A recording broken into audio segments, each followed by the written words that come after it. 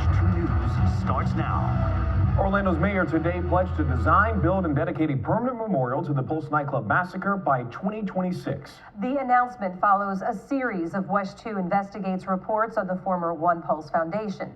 The foundation has dissolved, and the nonprofit is turning over its design elements to the city. WESH 2 News investigative reporter Greg Fox is live outside the Inter Memorial in downtown Orlando. And Greg, the city is seeking donations to make this become a reality.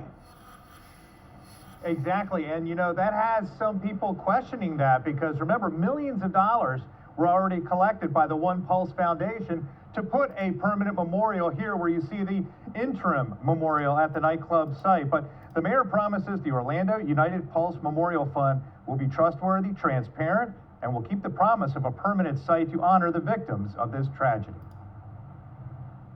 I'm disappointed that the other effort did not come to fruition. Orlando's mayor expressing frustration at the collapse of the OnePULSE Foundation and its failure to keep its promise to build a memorial and museum dedicated to the 49 who were gunned down at the nightclub June 12, 2016, and the more than 50 others who were injured.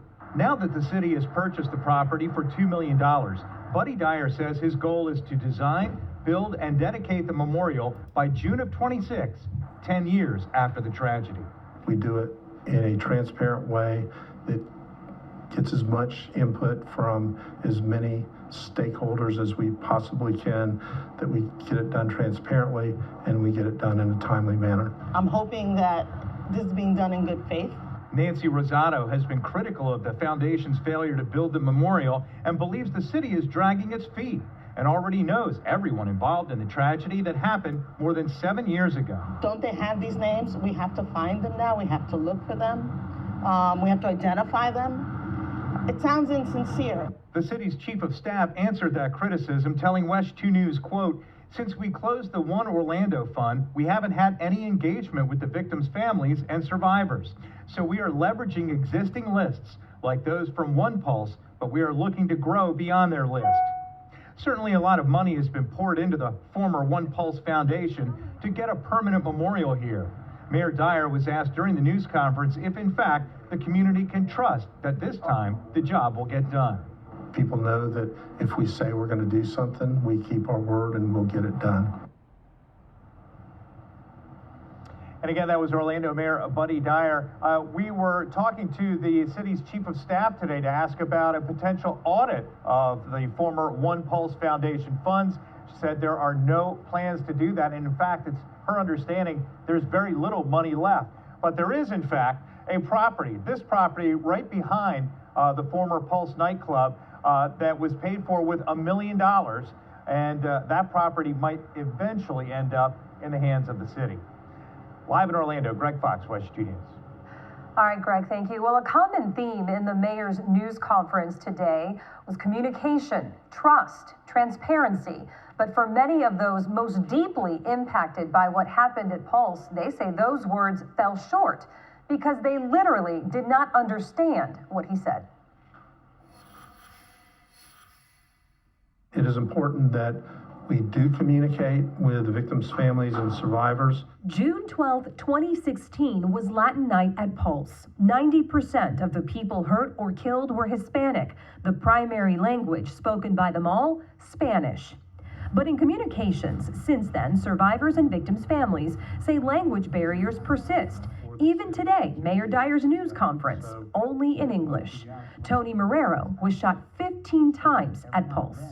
Anything that would happen with Pulse, the few of us who spoke English would translate, for those who didn't understand. But why do we have to translate? All this information should be available to them also in their main language. When you don't do that and you show like you don't care, that's racism.